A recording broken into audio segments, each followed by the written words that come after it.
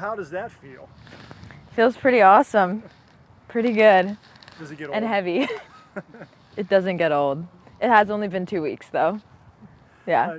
Walk us through the whole experience. I mean, obviously you got to be gassed after that. You're playing every second of every match, but I mean, do you find yourself? Do you get tired? Do you have a chance to, or are you just enjoying the entire atmosphere and then the experience that you had? Yeah, I think I was just enjoying it all, soaking in every moment. I think when you're in a tournament like that, you kind of just have to get the job done, and you don't really have a second to be like, I'm tired or this is bothering me. You're kind of like, play a game, rest, recover, get ready for the next one as soon as possible. So yeah, I think everyone in the tournament had to put in such a big shift. So I'm just happy it ended in a gold medal for us. When you're a team sport, you're playing from the very beginning up until the very end. Yeah. Did you get to enjoy time in Paris at all? Or was it just focused on the task the entire time? I mean, focused on the task the entire time. We started in the south of France, so we weren't actually in Paris at the beginning, like for our group stage. But once we were in Paris, we went to the Olympic Village, we went to Nike House, we went and saw a lot of the like main Olympic I guess like things, and then we went to the closing ceremony too. So I feel like we got a good balance of being in our own world and just like focusing on ourselves, but then also being a part of the full Olympic experience. And this team, the U.S. kind of showed everyone that it's very much not going anywhere in the world stage after a couple of disappointing international competitions. When you're in the meetings and you're in the game and you're in control, is that something you guys talked about of like, we're putting the U.S. back at the very tippy top, and how much did that mean to you? It meant a lot, and I think, you know, going into any major tournament representing the U.S., we always want to perform, we always want to do well, and I think that's the expectation the world has on us, but also the expectation we have on ourselves. So going into this, it wasn't any different. We knew we're kind of in a transition period. We have a new coach coming in, but I don't think we ever doubted how good we could be as a group and how successful we could be as a team. I think we'll kind of go down. I think for me, it's always just been, you know, focusing on the team and giving as much as I can to the group. And I think when it ends in individual praise, it's always great. But going into the tournament, the goal was always this, and winning as a group, and trying to do the best I could for the team, yeah. And taking that energy that's come out of, you know, the gold medal run, have you thought at all about how to apply that to this season? Obviously very different circumstances, different team, different dynamic.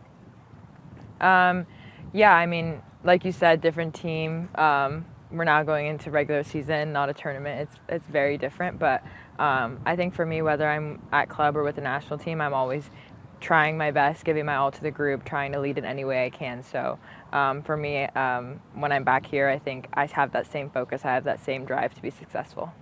Frank, you want to go?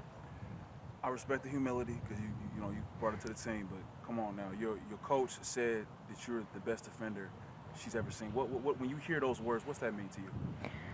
I mean, I think it feels a little surreal, but yeah, I mean, I think I'll echo the same thing I said before. Like, you always want to be your best, you always want to maximize your potential, but at the end of the day, you want to win. So I think that was always the ultimate goal, and I think to have all these glowing praises always feels good, but I think, you know, having that without a win doesn't mean the same thing. So yeah. Sorry, just a second. I just want to make sure the mic is Oh, covered. Okay. sorry. And then also you used that word surreal. Yeah. Well, I don't know where it went, but you have your own bobblehead. Oh, wait, sorry. We'll do an unboxing, maybe. I actually haven't seen it in person. All right, well, here we go. let us know. You have to shake it out. Yes. Oop. Like this? Yeah. All right.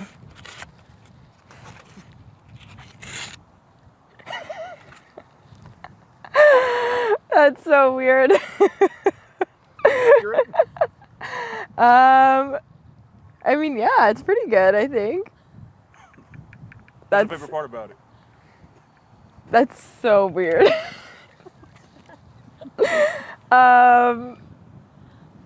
Probably like the blush on the cheeks. Just kidding. I don't know. It's pretty crazy to see a bobblehead of myself. I didn't think I ever thought I'd have one. It's got the serious game face on there. Yeah. I like it. Take the phone. So funny. I actually haven't seen it. So where does that go? Does that go next to the gold medal in the trophy room? Or Yeah, I mean, right? It's right up there with the gold. No, I mean, yeah, this is pretty, yeah, I would say this is pretty surreal too. But what were you going to say? Tony. Yeah, and just bringing it back. Should I keep holding this? Soccer versus things, right? You were mentioning how playing under Yes.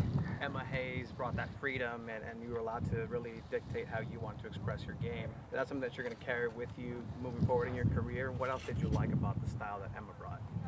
Yeah, I think I've learned a lot from Emma, even in the short time that we've been working together, and I'm definitely excited to keep learning from her. And I think now being back here too, I'm excited to work with Landon. And I just think when you have coaches with that much experience, it's always great as a player. And I'll definitely take what I've learned from her and bring it into my game here, and I think vice versa going back into camps. So yeah, I think it's an exciting time for me. And yeah, I think at this point in my career, it's always great to have people with that much knowledge around you. And in the human aspect, obviously, you've had great success this entire season. What have been your constants on and off the field that have allowed you to be successful even in such a weird season for the Wave and just in general? I think my teammates are a big one. I think, you know, that consistency and that friendship that we have here always makes coming into training, going to games so much more enjoyable. And I would say that I feel that way about my teammates at the Wave and my teammates with the national team too. And my biggest support system is my family. So they've been cheering us on through the highs and lows, and having them there at the World Cup last year and then at the Olympics this year was pretty awesome, just to, you know, win together and feel like I was able to celebrate with them. And did you feel the love from San Diego all the way into Paris? Or how was San Diego specific? Was that love that you were receiving in general? Yes, I did feel the love from San Diego. I saw a few videos of watch parties, which were pretty awesome.